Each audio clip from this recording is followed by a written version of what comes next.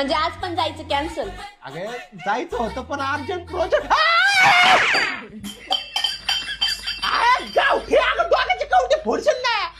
Urgent project आलं कळत नाही का? प्रोजेक्ट नाही प्रोजेक्ट कारण सांगू राहिले तुम्ही. जाने वाचू का तर फडायला लागलीत काय? जाऊ ना भेलना सर मेल भेजा उनको.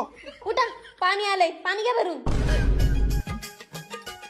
ओ कचरा टाकून या तेवढा.